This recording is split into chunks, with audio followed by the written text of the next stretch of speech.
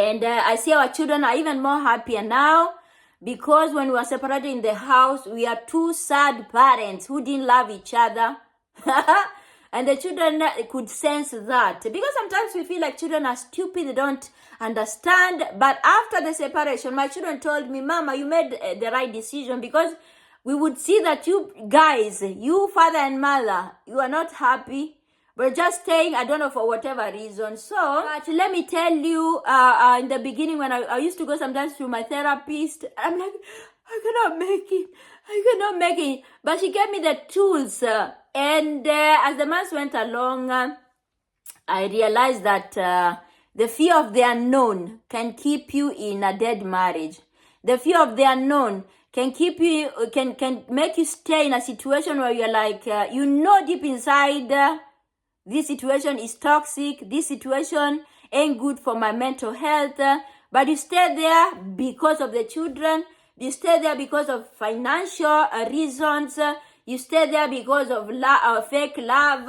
Anyway, apart from dealing with being a single mother in a foreign country, I had to deal with relatives and friends who are trying to make me think that I made the wrong decision. I remember one of them was like, how are you going to survive without a Muzungu? Muzungu is a white man. How are you going to survive without a Muzungu? And I was like, first of all, I didn't marry this man because I didn't get married to this man because he's a Muzungu. We met when I was 20 and I had options. Hey guys, welcome to my channel. If you're new here, my name is Lizzie, a Kenyan YouTuber here in Italy. Another story time video, and as you've seen from the title, today I want to share with you my life here in Italy as a single mother, and mostly I want to share with you what I went through, especially the first year after separation. Yes, for those people who don't know, it's been almost 2 years since me and my ex-husband went different ways after 17 years together. And also I'm the one who asked for separation after being separated in the house for 2 good years, 2020 and 2021. And in 2022, the beginning of 2022, he left this house. We separated consensually. Yes, there are 2 ways of separating here in Italy: consensualmente e giudiziario, consensually and judiciary. Yes, we chose to separate consensualmente because it is the easiest way. You don't even need to go to court. Your lawyers are going to do everything for you. But if you decide to separate judiciarialmente in front of the judge, the separation might take a long time. Here in Italy, within 3 months, if you decided to separate consensualmente, you can already go different ways, especially even with divorce. After a few months, especially where there are no kids, it's so easy here in Italy to divorce. So the beginning of 2022, he left this house, and that was the beginning of a new journey for me. Now, in a new country, in a foreign country, with 2 children, without father, mother, brother, sister, or nephew, whatever. And that time, the only family that I had was his. So every weekend, I'll go to his parents to eat. Christmas time, we will go celebrate at his parents' house. Easter, all those holidays. So 2022, he left this house, by the way, the first day of 2022. Yeah, now I start a journey by myself. And what I'm going to tell you, it was not easy. 2022 was not easy because now I had to learn to do things by myself. I had to start to pay bills by myself, because when we are married, we will split the bills. If, like, let's say, gas bill will be €100, we will pay €50 per person. Yes, and I remember when I shared this with some of my friends, they're like, what? Splitting bills? Yes, we are splitting bills. Splitting bills with a white person, with a white man, with a Muzungu. By then, I never saw color, and also we were a family, so it was not hard for me not to split them bills with him. Even grocery shopping, we will split the bills. Now here I am, 2022. I have to start paying the bills by myself. Gas bill, electricity bill, water bill. And also there was, when we were separating, medicine. If I pay medicine like 20 euros, he needs to give me 10 euros. If he pays 40 euros for medicine, we need to pay half. Books, whatever, those things we need to pay half. But the bills that were coming in this house, I had to pay them by myself. Thank God, before the separation, I had some money in my bank account, maybe around 15,000 euros. That is like 1.5 million Kenya shilling. But let me tell you, within 6 months, my bank account was going like this. Because I had to replace the stuff that he took away. I had to buy a new bed. I had to buy a new fridge. I had to buy those furnitures that he took away. Also, I had to pay, when it came to even paying my car insurance, we were paying half. Now car insurance, car tax, bolo, it's called bolo. I had to pay everything by myself. It was not easy. Financially, let me say it was not that hard because I had my katumani somewhere. But it was emotionally, the emotional part was the hardest. Because also accepting that now my children have 2 homes. I was used to having my children morning, nighttime. Now the kids needs to spend some days and some nights at his house. Okay, I remember in the beginning, my kids' rooms are along the corridor. So sometimes I'd forget they are not here. When I'm passing through the corridor to go to the kitchen, I look inside my son's room and he's not there. And in the beginning, I was like, where is Davy? Or where is Alisa? And then it clicked. No, they are not here. They are at their dad's house.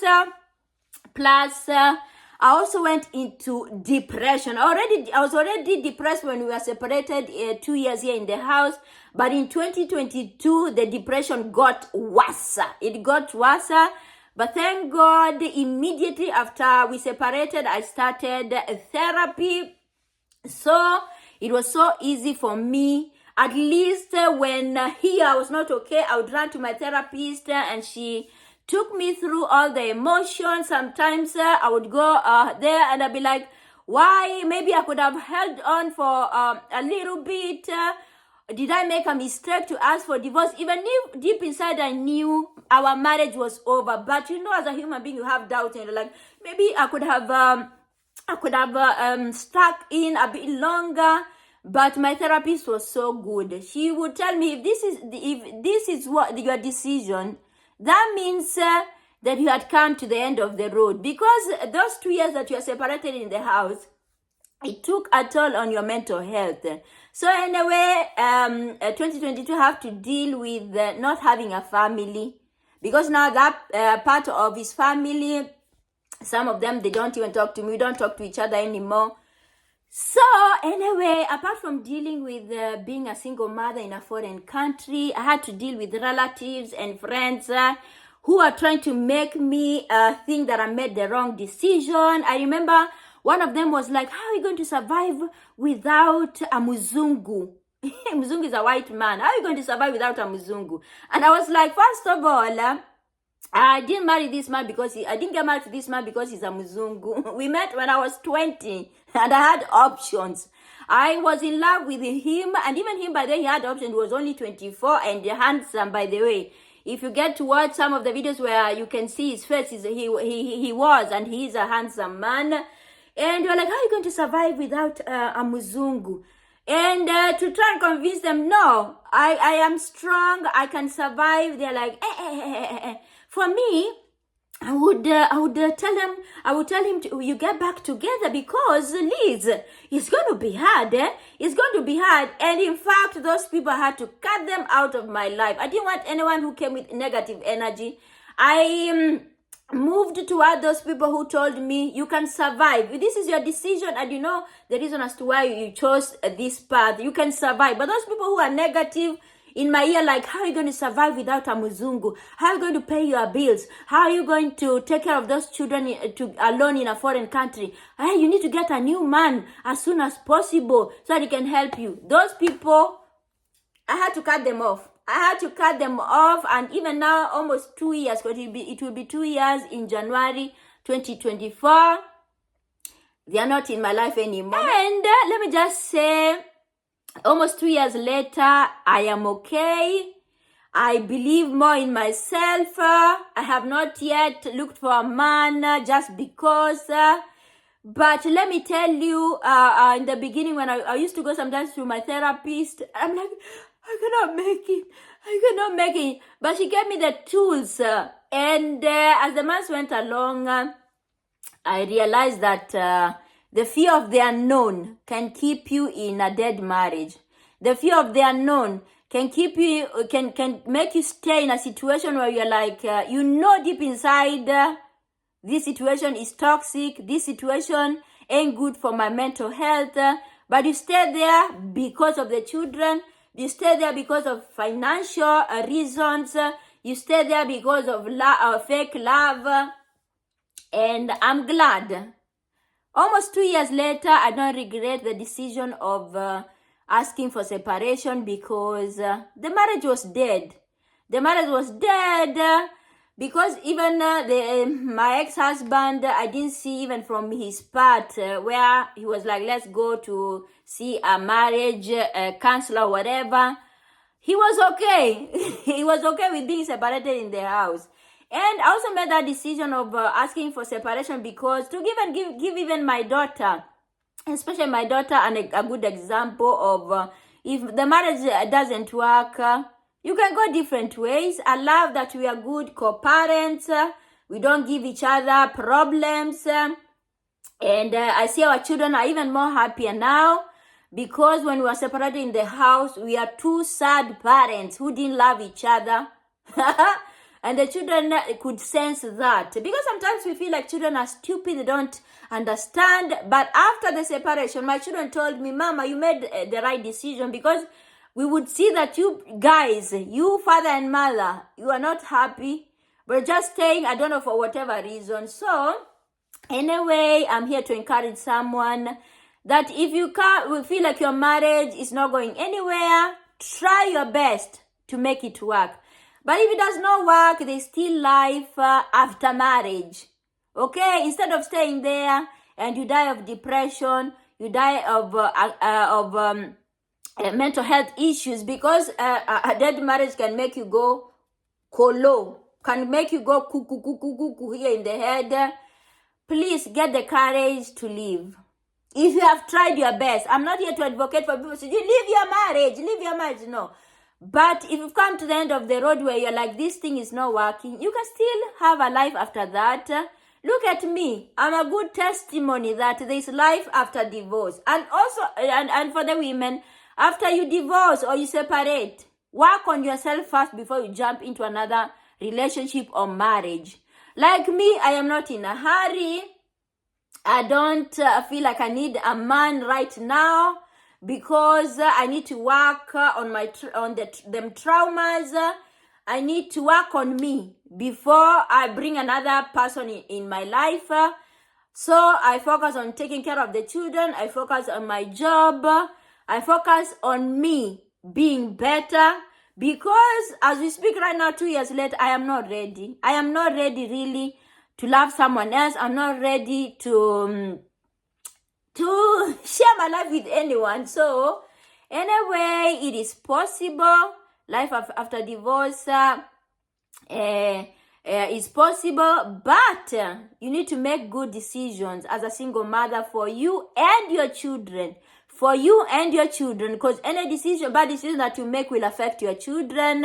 Because sometimes maybe loneliness can make you fall into another man's wrong arms, and they do more harm than what you had gone through. So, yes, to all my single mothers out there, I send you a big hug, virtual hug. Continue holding on. Continue loving your children. Continue loving you. Yes, because self-love and self-care is the best love. And I pray that the stars align in your life. Thank you so much for watching this video. Till next time. Ciao.